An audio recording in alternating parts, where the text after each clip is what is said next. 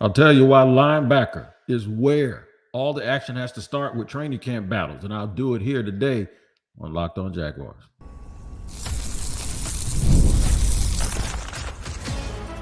You are Locked On Jaguars, your daily Jacksonville Jaguars podcast. Part of the Locked On Podcast Network, your team every day. Yo, what is up? She hasn't told one lie. It is your team every day here on Locked On Jaguars. We thank you for making us your first listen. Slide on over to the YouTube page. Hit the like button. I'll say it again. Hit the like button. Subscribe. Hit that button too. And then hit the bell so you receive notifications each and every time we drop an episode. And then wherever you have access to audio podcasts, make sure you tap into that location each and every day so you do not miss an episode of the Locked On Jaguars podcast, which is brought to you and sponsored by Gametime. Download the Gametime app, create an account, and use the code LOCKEDONNFL for $20 off your first purchase. Terms do apply. Shout out to the everydayers that join us here every single day, and you can be an everydayer too. All you got to do is join us every single day. All right, we're going to paint a picture for the 2024 training camp and what it means for the season from a competition perspective. Little things that you might not realize that absolutely mean a lot and can sometimes be the things that make a team turn a corner, especially late in those close games, and you start winning enough of those, and then you go from a 9-win season to an 11 or 12-win season. We'll talk about that. Fights we need. Everyone wants everybody to play kumbaya all the time. In the second segment, we'll say nonsense to that. We want to see people fighting. Now, we don't want to see people fighting like thugs, and we don't want to see people doing things that are going to result in them creating habits that get a lot of personal fouls. We saw that in the past, right? Like 2020, 2021. We don't need to see that. But what we do need to see are people that are doing everything they can to lift this franchise and make the team first, and then lift the franchise up and worry about friendship later. We need to see that. But first, the camp battles that we expect. We're going to go by some positions and even some individual people within those position groups, or just an individual or two that might be outside of the position groups that we think the battles are going to be the most intense, but we still need to see everybody trying to make the team. So if you saw the thumbnail, or if you saw anything that supports what you're hearing here, you saw the linebacker group up. And it's fitting for me because I think that even though we know who the starters are, and I got to preface that by saying this, just because I want to see camp battles at a position, that doesn't mean that I don't know who the starters are or think who I believe the Jaguars are going to make starters. It just means that the people in the group, if they're going to keep 5 linebackers and we know who the first 2 are, then we need to see those next 3 trying to figure it out. We need to see those next 5 trying to figure out who the next 3 are going to be. The same thing goes for offensive line. Same thing goes for wide receivers. Most teams around the league, and the Jaguars aren't any different, they know who their starters are going to be.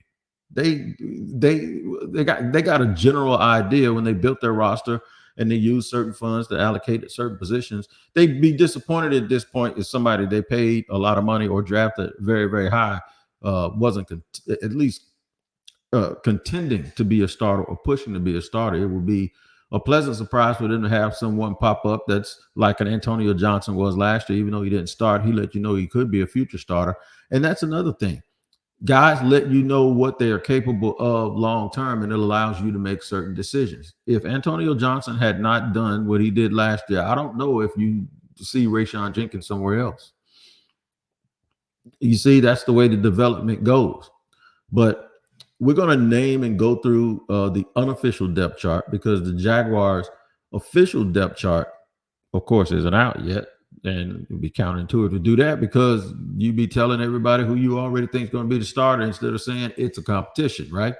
So let me go through the unofficial depth chart here that they have on ESPN. Now, if you start with the defense, one of the things that I did notice, they still have them in an odd front. And we've heard that they're going to most likely play an even front. And then if you look at the way that they drafted and the way that they shaped themselves free agency, it all points to an even front. And then when you look at Ryan Nielsen and where he comes from and his pedigree, it points to an even front. So I think ESPN is a little bit off on this, but just for the sake of the show, I'm going to use it, and I'll torque it and twist it however I need to be.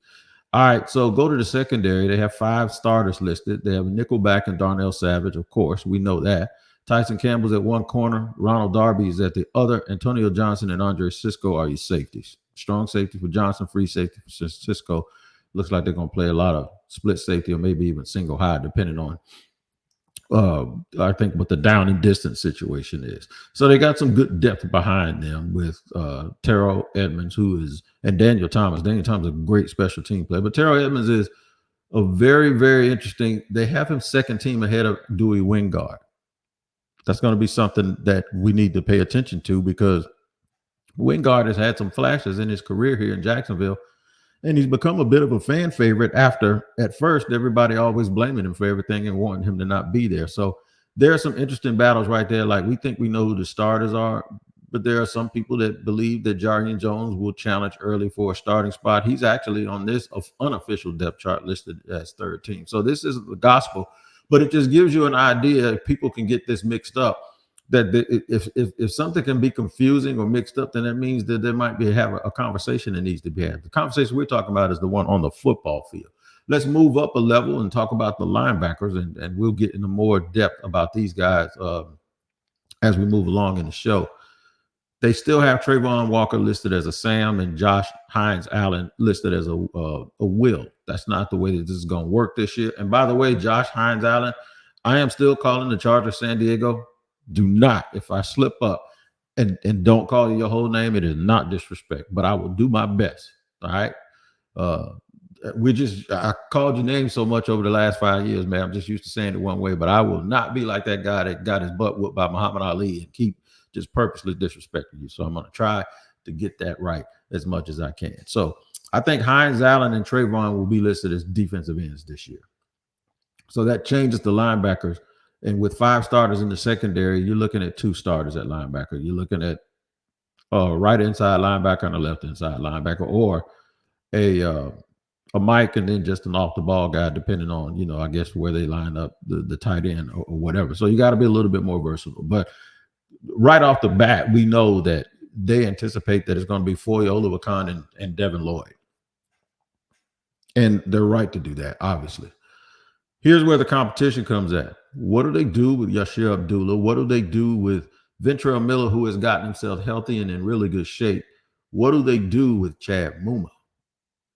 And which 2 of those guys are vowing to be the next 2? They also got Caleb Johnson and Ty Summers. I think they're going to go probably with 4. And if you think about the 4 interior guys, it's Miller and Muma as the key backups to Devin Lloyd and Foye Oluwakan, obviously. But there is something to be said because you got to be ready to play. And Chad Muma and Ventrell Miller have to show themselves that they're ready, because just like in a pinch, they could be called up. And you know how things go in the NFL, man. Guys get banged up. Guys have to come out. Guys have to take breaks. Guys have to rest. So I'll park it right there for a second and tell you that is why I think the linebackers, not the starters, but the depth at linebacker is going to tell a lot about this team, because they're going to have to make a decision on Devin Lloyd long term. They're going to have to make a quicker decision on Chad Muma. And the only way you're going to be able to do that, if guys don't really get hurt and people don't get a lot of opportunities, you got to see what happens in practice. You just have to see what happens in practice. And if those guys can make it very, very difficult for you to keep them on the pine. So we're going to talk about some other fights we need. We're even going to talk about the word fight. Ain't nothing wrong with a little bit of chippiness in training camp at all, as long as they make the players understand that, look, this isn't something that we want to do all the time. We don't want to hurt each other, but we want this thing to be on the edge. It is up to the coaches to have to put the leash on and pull guys back, not to make guys move forward and have to make them more intense. I thought the camp last year was just, to me, it was just too nice. And then they ended up sitting around waiting for the intensity to pop in, and it never happened. I think they have to create that for themselves. So I'll talk about that more here in segment number 2 in just a second on Locked On Jaguars. Today's show is brought to you and sponsored by the Gametime app. What is Gametime? Man, Gametime is the quintessential place for you to get tickets to any event. Sports, related, comedy, theater, does not matter. And here's the kicker. they really specialize when you wait to the last minute. When you wait to the last minute, man, those last minute deals, you can save up to 60% off by buying last minute for sports, concerts, comedy, theater, and more. I had to use them just this past weekend to go see a concert at the Superdome at the Essence Festival. And guess what? It worked. And I got great seats, and you can do the exact same thing. But you got to take the guesswork out of buying tickets to concerts and even Major League Baseball that is in full swing right now. Download the Gametime app, create an account, and use the code LOCKEDONNFL for $20 off your first purchase.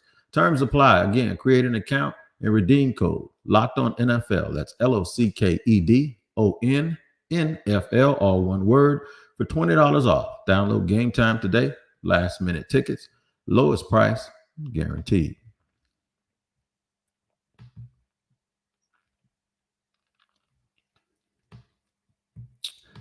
Welcome to segment number 2 here on Locked On Jaguars. We're at your team every day, talking about training camp battles. I already mentioned linebacker as one. I'm going to run through a couple of these real quick too, as we continue up the depth chart, and kind of tell you why I think fighting can be good a little bit sometimes when you're trying to establish dominance, you're trying to establish leadership. You don't want to go overboard with it, but you still want to see a little bit of it. All right, so moving up this depth chart, this unofficial depth chart on ESPN, I'll correct it as we go along, like I already corrected it with I corrected it by letting folks know that they're going to run more of an even front this year than they have in the past. Not the odd front that you saw last year with Josh Allen and Trayvon on first and second down, standing up like outside linebackers with only 3 down linemen. So let's go up front. I already mentioned those 2 guys outside. I think as the games begin, you're going to see Eric Armstead lined up a 3 technique. There will be some situations where he's out at big end, whether they mix it up, match it up differently, or one of the other guys I just mentioned is not in the game, Josh Hines Allen and Trayvon Walker. But Trayvon, Eric Armstead, I anticipate is going to start out at 3 technique position. Here's a battle for you. Do we go with that guy who can play that 0 or that 1 in Devon Hamilton, or do we try to put Roy Robinson Harris in there next to Eric Armstead, sort of the way the 49ers use Javon Hargrove? Like, he's not a traditional, he's more of an inside pass rusher as opposed to a traditional nose tackle or one gapper. He can do all of it, but he's known as a guy that gets sacks, and that's why they paid him so much money. You wouldn't have seen them give him a $90 million contract if all he was a nose tackle. So I think it depends on the matchups, and then it depends on which one of those guys in camp is the most dominant and the person that you can't leave off. If we get Devon Hamilton from 2 years ago, it's going to be hard to keep him off the field. He'll give you a little bit of what Marcel Darius, what he gave this team in 2017 and then in 2018 before he got hurt. That's a big, girthy, 330-pound dude, man, that can move and can also apply interior pressure. So they're going to have some versatility. Roy Robinson Harris, and he used to be the biggest and tallest dude on that line, but he's not no more with Eric Armstead coming in here. So they're going to be very, very formidable. And then you have to ask yourself, who gets into that rotation behind him? So of all the guys, Adam Gostis, who's still there, Yashir Abdullah is still listed as a little bit of an edge rusher here, and maybe he could be a situational edge rusher because of his size. But now you got Jordan Jefferson and Mason Smith, along with Tyler Lacey, all of these dudes with these sort of different body types, but they can play inside on certain situations. Some of them can play outside if you go to an odd front. Some of them can play goal line. It's really, really going to depend on Jeremiah Ledbetter's still in there. Miles Cole is a young guy who's still in there. It's really, in my opinion, going to depend on who is dominating camp. It's like, I know what you want to do, but no, I'm going to force you to do this for me. So I expect a little bit of chippiness and hope to see a little bit of chippiness in that backup group. Like, we know who the first 5 guys are definitively. Travis Gibson is obviously, I believe, the 4th guy at edge, because I think Eric Armstead is going to be used at edge, some at the big end position. Now that's 6. And if they keep 9, we need to figure out who they're going to be. I know Mason Smith is going to be there and Jordan Jefferson is going to be there. Who's going to be that last dude to make it? What if they keep 9? What if they keep 10? Who's going to be those last two dudes? That's where I think this fight should happen. This is where teams get better. And then that second group of guys, if I'm Mason Smith, I'm saying the hell with Roy Robinson Harris. He's older than me. I'm going to beat him out right now. That's what you actually need. You need people that don't concede anything. You need guys that aren't conceding anything. You need guys that are fighting and scrapping for everything. You know, Tom Coughlin talked about it. I want to see who wants to win lunch today. Who's going to show me the most grit? And those things are old school, but they hold true.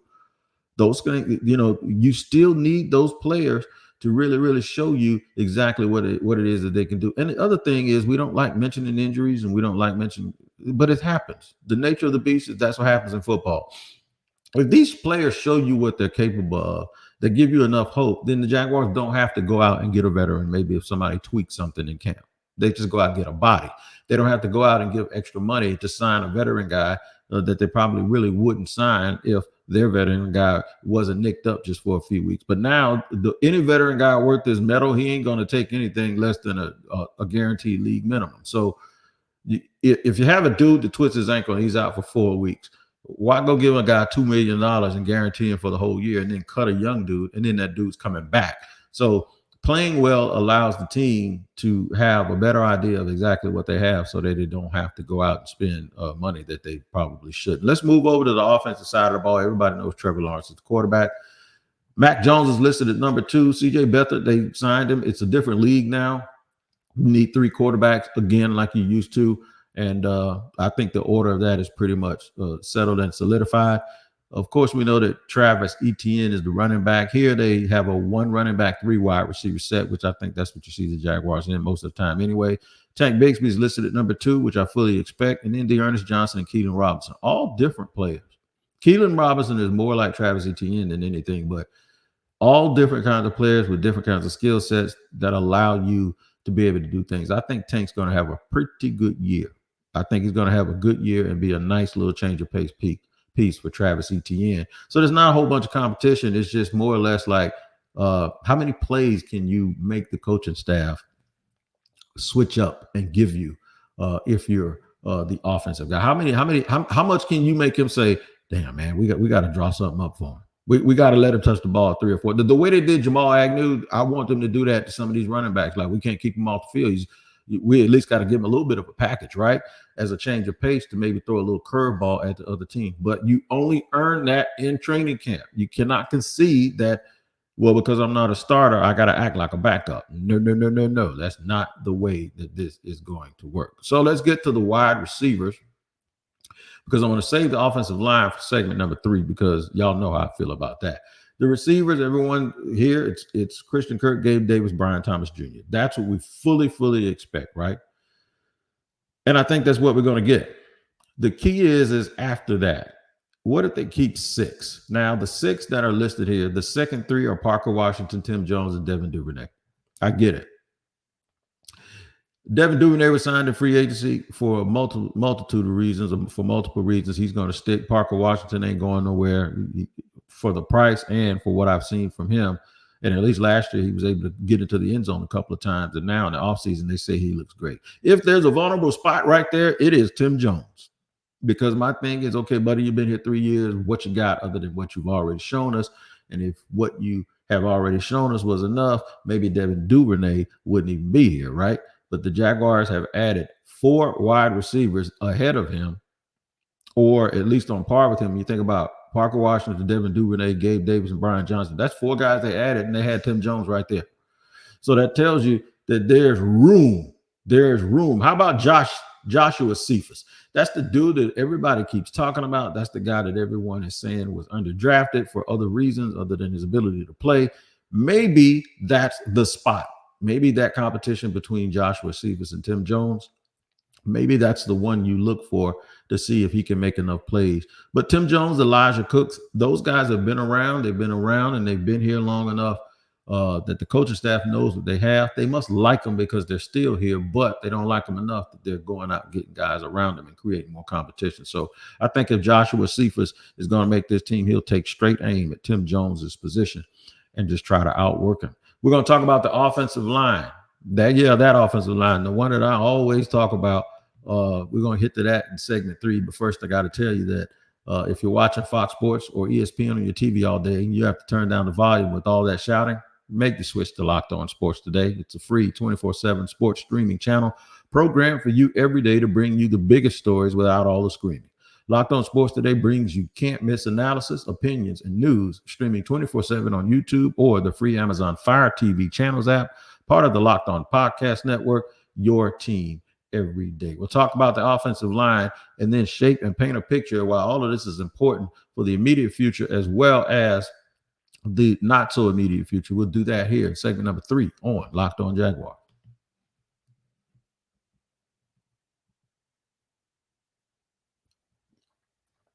And it is Locked On Jaguars. Segment number 3 as we take it home. We're reviewing, going over some training camp battles, being specific about groups and individual players. We've touched on everything except the offensive line, and we're going to hit on that offensive line right now. Okay, on this unofficial depth chart, and I think I probably agree with it, of course. Left tackle Cam Robinson, left guard Ezra Cleveland, center Mitch Morse, and I know everybody's doing cartwheels when I say that, but you all know that. Right guard is Brandon Sheriff. Right tackle is Anton Harrison. Has a chance to be a really good group if certain things happen. If obviously everyone has to stay healthy, because that's been the biggest problem with the continuity of the offensive line is like the group that you want in there. They just haven't been available. And then Ezra Cleveland taking that next step, being here a little bit longer for an entire offseason and all of that stuff. So the 5 are pretty much settled, right? I think Walker Little is your swing guy. Automatically. No ifs, ands, or buts about it. And I think Walker has an opportunity here. He finally has a chance to say, look, y'all ain't cutting me after this year. Or y'all not going to let me hit free agency. Y'all going to have to give me some money to stay here, man. I'll stay here. How much does he like being here? And how much of a chance does he really believe he has an opportunity to continue to develop and take Cam Robinson's job? Walker Little, if he has a really, really good training camp, in a good preseason, can make the Jaguars offer him something to say, nah, what if he's good enough that they can say, we can trade Cam to a team that needs a left tackle or somebody that gets an injury, we can get some capital for him. And we can plug and play with Walker Little. And then who's going to be Walker Little's guy? Is it going to be Javon Foster, or are they going to play him at guard like a lot of scouts believe? Can it be Cooper Hodges? I don't know. Or maybe the backup to that question is, well, if Cam Robinson goes down, Anton Harrison goes over to left tackle, and Walker Little slides in at right tackle, maybe that's the way that you go. But that is going to be a critical spot. Walker Little has to hold off some of these young dudes behind him, but he also has a chance to show the Jaguars that he can be a real part of their future. I'd never give up on the dude. As long as he is there with an opportunity and a chance. Because I remember the dude didn't play for 2 years, man, in college because of his knee injury and because of COVID.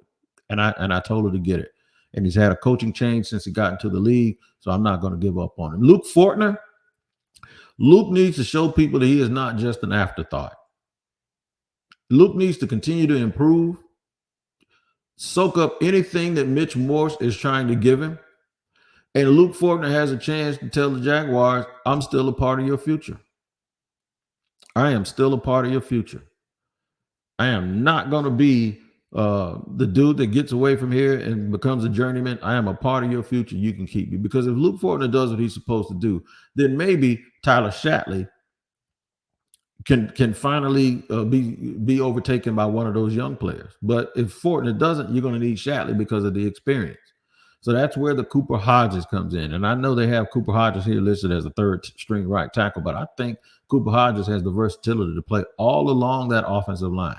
If he is able to do that, that would enable them to look up at one of those veterans and say, you know what, we got enough and we have enough versatility, which they've talked about for years. They love guys that they can move around. We've got enough that we can do something. We can move on one of these older guys and start becoming that draft and develop team that we keep saying we want to be. So I'll tell you this. I don't want this team to learn how to fight in training camp. I want them to learn how to play football. But one thing I will tell you, ain't nothing wrong with being chippy. This is competition, man. Ain't nothing nice about it. You're holding everyone accountable. You're not just trying to take people's lunch money from them. Technically, you are. But what you're doing is you're saying, I'm going to try to take it. And if you can't stop me from taking it, you ain't good enough to be on this team anyway. However many I can take, every time I take somebody's lunch money and you let me do it, then I'm trimming the fat off this team. I think everybody on this team needs to become an apex predator. Yeah, become an apex predator, meaning there are 53 jobs and there are 90 of y'all. And maybe 40 of them are already decided. And the number might even be higher than that. But even if I can't take the job, I'm going to make you think long and hard. I'm going to make you think long and hard about letting me go because you're going to have to see me somewhere else. I'm going to make you think, damn, is it cheap? Is it better to keep the cheaper option than it is to keep this older guy who's going to be here for 1 year? But this dude has a lot more in his tank, and he's shown us something this year. You can't be a draft and developing team without actually leaving yourself open to the development actually happening and occurring. You also can't fall in love with names and be afraid to let people go. You just can't do it. You can't be afraid of what people are going to think about you. You have to be able to stand on what you see. And these players have a responsibility not only to the team, but to themselves to give the coaches a canvas that is clear, that they can read it. It's got to be clear as day. No, this is what we can't get rid of him. Nope, we got a spot for him. I understand and know exactly what he's going to do. They need to make this hard. Coaches want to see that fight because on Sunday, that's what they're going to see from the team. They're going to see a team having to scrape and fight and be in tough situations and get frustrated and get angry. They want to see exactly what it is that you'll do under pressure. How do you respond to pressure? How do you create pressure? How do you move during pressure? How do you interact with your teammates when pressure? Can I still reach you? Can I still hear you? Therefore, practice has to become so intense that the game is easy. And the only way, and it's never going to be easy, but you know what I mean, easier mentally. The only way you're going to learn that, I think they need to have a very, very physical training camp. I don't think this team is still constructed to the point where, oh my God, we got to protect everybody just because you've been banged up in the past. No, they've had some training camps where they haven't been real physical and guys still got banged up. There's always a question of whether or not a physical camp helps you more than a non-physical camp hurts you, and vice versa. I want to see physicality. I want to see chippiness. I want to see dudes. This ain't the time to be nice. You can support each other, but you got to push. We've all been in situations like that. Some of them come in the military and some of them come in different environments. Like we'll smile and we'll kumbaya later, but right now we got to get to work. That's the attitude I hope we see. I hope those battles heat up, starting with the backup linebacker position, because the Chad movement question is going to answer another question that's going to come a year or two down the road. But we need you to do it now. We're not trying to answer that question that's a year or two down the road. But what we see now, we're going to remember it's going to help us answer that question down the road. I tell you what, I got an answer for you. I don't have a question. The answer is Locked On. That's right. Locked On has launched the first ever national sports 24/7 streaming channel on YouTube. And now it's also available on Amazon Fire TV in the free Fire TV channels app. Locked On Sports Today is here for you 24/7, covering the top sports stories of the day with the local experts of Locked On, plus our national shows covering every league. Find Locked On Sports Today now available on the free Fire TV channels app. I'll be here tomorrow, man, giving you even more as we head into training camp, getting closer and closer to training camp. Remember to drop your mailbag. Hit me up on social media and drop your mailbag on the X app, and I will answer your question. Until then, you guys make sure you take care of each other and check me out again tomorrow as we continue to talk about training camp and the things that the Jacksonville Jaguars are doing and have to do. Until then, take care.